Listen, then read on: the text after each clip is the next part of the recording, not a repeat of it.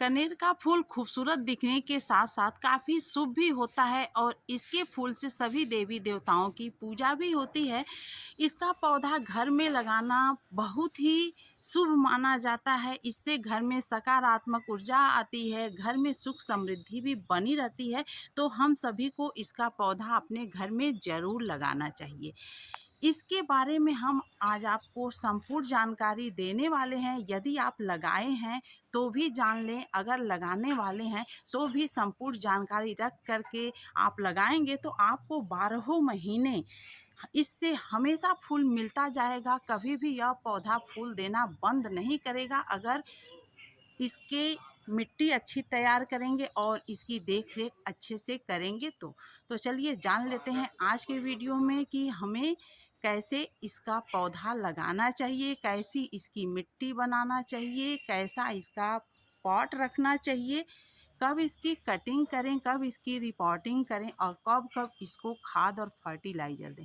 यह सारी जानकारी आपको सिर्फ इसी एक वीडियो में मिल जाएगी, तो वीडियो एंड तक देखिएगा। हेलो फ्रेंड्स, स्वागत है आपका हमारे channel my organic green garden में। सबसे पहले कहना चाहेंगे कि अगर आपको हमारे वीडियो अच्छे लगते हो तो देखते समय ही इसे लाइक करिएगा ताकि वीडियो उन लोगों तक पहुंच जाए जो इसका पौधा लगाना चाह रहे हैं या उन्हें इसके बारे में अच्छी जानकारी नहीं है और उनके घर में अच्छे खासे फूल नहीं मिलते हैं। तो चलिए फटाफट से देर न करते हुए आपको बताते हैं कि सबसे पहले हमें पौधा कैसा खरीदना चाहिए। अगर आप खरीदना चाह रहे हैं तो खरीद भी सकते हैं या इसका पौधा अगर आपके आसपास कहीं है तो आप इसकी कटिंग भी लगा सकते हैं। इसके पौधे को आप बीज से भी लगा सकते हैं, जैसा कि आपको दिख रहा है। अगर यह बीज अभी छोटा है, मैच्योर हो जाता है बीज जब, तो आप इसे अगर गाड़ देंगे कहीं भी मिट्टी में तो यह पौधा तैयार हो जाता है। बहुत ही हार्डी किस्म का प्लांट होता है, ज़्यादा केयर की ज़रूरत नहीं होती है, लेकिन शुरुआती दौर में अगर आप इसका अच्छे से केयर कर देंगे तब फिर यह आपको हमेशा ही फूल देता रहेगा। जैसा कि आपको दिख रहा है यह पौधा बहुत बड़े ग्रो बैग में नहीं है, लेकिन पौधे की ग्रोथ आप देख लीजिए। और पौधा बहुत पुराना भी नहीं है, महज अभी 2 साल इसका पूरा हुआ है। अब इसका जो है तीसरा साल लगा है। तो 2 साल का यह पौधा इतना खूबसूरत कैसे हो गया है मैं बताऊंगी इसी वीडियो में आपको कि पौधे का कटिंग आपको कैसे और कब करना चाहिए।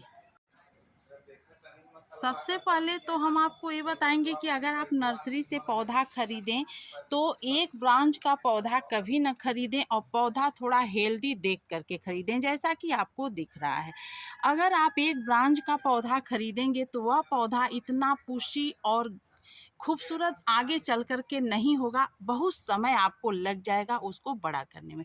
तो जब भी मैं पौधा खरीदती हूँ तो उसके कई सारे ब्रांच होते हैं, जैसा कि आपको दिख रहा है। तो आप थोड़ा नर्सरी में 1 आध साल पुराना पौधा खरीदें, थोड़ा 10-5 रुपये महंगा मिलेगा, लेकिन पौधे में कई सारे ब्रांच होने चाहिए, जैसा कि आपको दिख रहा है। अगर इस तरह का आप लेंगे पौधा तो बहुत जल्दी ही आपका पौधा फ्लावरिंग भी करेगा और पौधा काफ़ी घना और खूबसूरत भी हो जाएगा। और जब आप कटिंग से तैयार करें तो इस तरह का ब्रांच आप लें, यानी कि जिस ब्रांच में कई सारे पतले पतले ब्रांच रहें वैसा ब्रांच आप लेंगे।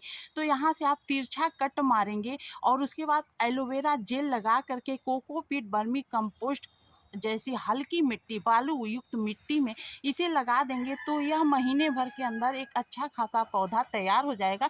बहुत ही जल्दी इसका पौधा पनप जाता है। हो सकता है वीडियो थोड़ा लंबा हो जाए, लेकिन इस वीडियो में आपको सारी जानकारी अच्छे से मैं दूंगी ताकि आपको बार बार परेशान होने की ज़रूरत ना हो और आप अपने पौधे का अच्छे से ध्यान दे सकें। तो जब आप उसके बाद आप मिट्टी बनाएं इसका, तो मिट्टी आपको कैसे बनाना है यह मैं बताऊंगी और आपको बर्तन कैसे लेना है। तो मिट्टी में शुरुआती दौर में आपको बहुत ज़्यादा खाद वगैरह मिलाने की ज़रूरत नहीं है। सिर्फ जितना मिट्टी रखें उतना ही वर्मी कंपोस्ट भी डालें। शुरुआती दौर की बात मैं आपसे को बता रही हूँ। जब आप पौधा खरीद कर लाएँ या जो ग्रो किया हुआ पौधा जो भी आप लगाना चाह रहे हैं ऐसे लगाएं। तो अगर लगा चुके हैं तो भी मैं इसके बारे में आपको बताऊंगी, लेकिन लगाने का मैं तरीका बता रही हूँ। तो जितना मिट्टी रहे उतना ही वर्मी कंपोस्ट ले लीजिए और 1 चम्मच हल्दी पाउडर ले लीजिए, 1 मुट्ठी नीम की खली ले लीजिए और इतनी चीज़ों को ही बस आपस में मिक्स करके एक छोटे बर्तन में लगाइए। बहुत बड़ा उस समय आपको इतना बड़ा ग्रो बैग लेने की ज़रूरत या गमला लेने की ज़रूरत नहीं है। आप जिस तरह से आप देख रहे हैं छोटी बाल्टी आपको दिख रही है, छोटे बर्तन में ही शुरुआत में आप पौधा लगाएं, तो वह पौधा बहुत तेज़ी से पनपेगा और फिर 1 साल के बाद आप उसका रिपोर्टिंग कर दें। तो यह तो लगाने की बात हो गई। मिट्टी में ज़्यादा कुछ मिलाने की ज़रूरत नहीं, सिर्फ मिट्टी और वर्मी कंपोस्ट या सड़ी हुई गोबर की खाद। बर्तन भी छोटा रखें। तो धीरे धीरे उसका विकास शुरू हो जाएगा। पेशेंस रखने की ज़रूरत है, क्योंकि तुरंत ही पौधा तैयार इतना बड़ा नहीं हो जाएगा। उसके बाद आपको महीने भर के बाद इस तरह से हल्के हाथ से उसकी गुड़ाई करते रहना है, क्योंकि जैसे जैसे इसमें हवा अंदर जाएगा तो ऑक्सीजन जब इसको कार्बन डाइऑक्साइड अच्छे से मिलेगा तो यह पौधा तेज़ी से डेवलप करेगा इस तरह से। उसके बाद आपको 1 साल उसी बर्तन में, छोटे बर्तन में ही इसको पड़े रहने देना है। बार बार आपको खाद और फर्टिलाइज़र नहीं देना है। 3 महीने के बाद आप उसमें 1 मुट्ठी सिर्फ वर्मी कंपोस्ट या सड़ी हुई गोबर की खाद 1-2 मुट्ठी डाल सकते हैं और कुछ नहीं। उसके बाद आपको 1 साल तक उससे कोई फूल वगैरह नहीं मिलेगा। अगर कलियां लगे हुए लाए रहेंगे तो हो सकता है इक्का दुक्का आपको फूल मिल जाए। 1 साल के बाद आपको करना क्या है, देखेंगे आप कि इस तरह से रूट्स काफ़ी उसमें दिखेगा और उसको फिर आप लिटा करके पौधे को निकाल करके फिर आप उसको अच्छे से खाद वगैरह दे करके उसको दूसरे बर्तन में, थोड़े बड़े बर्तन में शिफ्ट कर देंगे, जैसा कि आपको दिख रहा है। इस तरह से मैं इसका वीडियो डाली हुई हूँ, आप जा कर के चेक कर सकते हैं कि कैसे मैं इसका रिपोर्टिंग की थी। लेकिन पहले रिपोर्टिंग करने से पहले आपको करना क्या है कि इसकी कटिंग कर देनी है। आप देख सकते हैं 1 साल के बाद मैं इसकी ये कटिंग करी हूँ, जो कि पुराना हो चुका है। फिर इसके बाद धीरे धीरे देखिए इस तरह से मैं कटिंग करती गई हूँ और यह पौधा काफ़ी घना होते गया है। पहले साल की यह कटिंग है और दूसरे साल की यह कटिंग है। इसके बाद मैं अभी कटिंग नहीं करी हूँ, आप देख सकते हैं सिर्फ यह ब्रांच आए हैं। अब इस बार फिर मैं इसकी कटिंग करूँगी। तो कटिंग करने का सबसे बेस्ट समय होता है जनवरी का लास्ट वीक या फरवरी का फर्स्ट सेकेंड वीक। बरसात में आप कटिंग न करें तो अच्छा है, क्योंकि बरसात में इसमें बहुत ज़्यादा अच्छे फूल आते हैं। तो अगर आप इसको फरवरी तक कटिंग करके और रिपोर्टिंग करके तैयार कर देंगे तो बरसात में फिर आपको फूल ही फूल मिलेगा, आपको ज़्यादा झंझट करने की ज़रूरत नहीं है। जब कटिंग करें आप तो इसमें एलोवेरा जेल या हल्दी ज़रूर लगा दें, ताकि इसका ब्रांच सूखे ना। कभी कभी क्या होता है, कटिंग करने के बाद हम ऐसे ही छोड़ देते हैं तो ब्रांच सूख जाते हैं, फिर नए ब्रांच नहीं आ पाते हैं। तो तुरंत ही लगा दें, जैसा कि मैं वीडियो दे चुकी हूँ, आप जा कर के चेक भी कर सकते हैं उसको। उसके बाद आप कटिंग करने के बाद ही इसकी रिपोर्टिंग करें। रिपोर्टिंग करते समय आपको क्या क्या खाद देना है यह भी मैं आपको बता दे रही हूँ। तो देखिए, सबसे ज़्यादा जो इम्पॉर्टेंट चीज़ मैं इसको देती हूँ जिससे ग्रोथ अच्छी होती है, ये चीज़ें, यानी कि इस तरह के कई वेराइटीज़ के पत्ते होते हैं हमारे घर में बहुत सारे। और मैं जो है, आप देख सकते हैं जो जितने ये सब फूल गिरे हुए हैं, सारे फूल इसी में जाएंगे झाड़ू मारने के बाद। तो इस तरह से आप पत्ते हमेशा इकट्ठा करके रखिए। नहीं, अगर आपका गार्डन छोटा है, नहीं मिल पा रहा है, तो लीफ कंपोस्ट मार्केट में या ऑनलाइन आपको अमेज़न वगैरह में आसानी से मिल जाएगा, आप ज़रूर मंगा करके रखिए। उससे आपको काफ़ी अच्छे रिजल्ट मिलेंगे। पौधा हेल्दी होने के साथ साथ फ्लावरिंग भी अच्छा करेगा। नेचुरल में बहुत ही अच्छी खाद होती है वह। तो लीफ कंपोस्ट में जो है, पत्ते, सूखे हुए पत्ते, मैं जैसा कि आपको बताती हूँ कि मैं बहुत महंगी गार्डनिंग नहीं करती हूँ, तो लीफ कंपोस्ट में यहाँ तक डाल दी थी। डालने के बाद इसमें एक बहुत ही यूनिक चीज़ होता है, आयरन का कोई भी चीज़ आप डाल दीजिए नीचे, चाहे लोहे की पुरानी जंग लगी हुई कील हो या लोहे का कोई भी चीज़ हो जो पुराना हो और जंग लगा हुआ हो, नीचे आप रिपोर्टिंग इस पौधा रखने के पहले ही उसमें डाल दीजिए, उसी पत्तों में। तो उसके बाद मिट्टी भी हेल्दी बनाइए, जितना मिट्टी रहे उससे थोड़ा ही कम वर्मी कंपोस्ट रखिए। 1 चम्मच फिटकरी 1 चम्मच मैग्नीशियम सल्फेट, आधा चम्मच बेकिंग सोडा और 1 चम्मच हल्दी पाउडर, 1 मुट्ठी नीम की खली, यह सारी चीज़ें मिट्टी में मिला करके रख लीजिए। उसके बाद नीचे पत्ते या पत्तों की खाद थोड़ी सी डाल करके उसमें पौधा रख करके चारों तरफ से इस तरह की मिट्टी से भर दीजिए। और गमले में ज़्यादा जगह न छोड़िए। गमले में अगर ज़्यादा जगह रखेंगे, इसको ज़्यादा पानी मिलेगा तो भी आपका पौधा खराब हो जाएगा। जैसा कि आपको दिख रहा है, अब इस पौधे की एक भी पत्ती आपको पीली नज़र नहीं आ रही होगी बरसात के दिनों में भी। और इसमें पानी भी अधिक नहीं है क्योंकि मैं इसमें ज़्यादा जगह नहीं छोड़ी हूँ। पौधा काफ़ी घना है तो इसमें पानी ज़्यादा जाता ही नहीं है। और पानी अगर मैं इसको पूरा भर भी देती हूँ तो वह पानी यहाँ आते आते ख़त्म हो जाएगा। तो पौधे में जो भी मिनरल्स, इसमें जो भी विटामिन्स वगैरह रहेंगे सब इसी में रह जाएंगे, बाहर नहीं निकलेंगे। तो वह आपके पौधे को ही मिलेगा और पौधे की ग्रोथ दिन दूनी रात चौगुनी बढ़ती चली जाएगी। वह भी पौधा आप देख सकते हैं। तो इस तरह से आप इसको रिपोर्टिंग करते समय ये इस बात का ध्यान जरूर रखें, जो मैं चीज़ें बताई हूँ वो सारी चीज़ें आप डालें। नहीं आपको ऐसे समझ में आ रहा है तो वो वीडियो आप जा कर के चेक कर लेंगे, चैनल पे पड़ा हुआ, फरवरी में मैं डाली हूँ, नाम तो मुझे नहीं याद आ रहा है। उसके बाद आप देख लेंगे तो आपको सारी जानकारी अच्छे से मिल जाएगी। पहले कटिंग करें, इसमें एलोवेरा जेल लगाएं। उसके बाद कटिंग करने का जैसे मान लीजिए ये ब्रांच है, आपको 3-4 ब्रांच ही मिल रहा है, 1 साल में आया है, तो उस सारे ब्रांचों को आप कट कर दीजिए इस तरह से बिना मोह किए हुए। अगर आप लगाव करेंगे कि मैं काट दूंगी तो मेरा पौधा फिर छोटा हो जाएगा, तो फिर आपका पौधा ऐसे लटकता हुआ नजर आएगा, भागता हुआ, और फिर खूबसूरत नहीं दिखेगा। तो सभी ब्रांचों की कटिंग कर देंगे तो जितने ब्रांच आएंगे तो पौधा काफ़ी घना और खूबसूरत देखने में लगेगा। उसके बाद आप इसको रिपोर्टिंग कर दीजिए। रिपोर्टिंग करने के बाद आप कम से कम 1 हफ्ते छाया वाली स्थान में रखिए। जब आप फरवरी में यह काम कर रहे हैं तो, अगर बरसात में कर रहे हैं तो कोई ज़रूरत नहीं है। तो जैसा आपको समझ में आए आप वैसा ही करें। हमारे हिसाब से आप फरवरी में करेंगे तो आपको ज़्यादा बेस्ट रिजल्ट मिलेगा।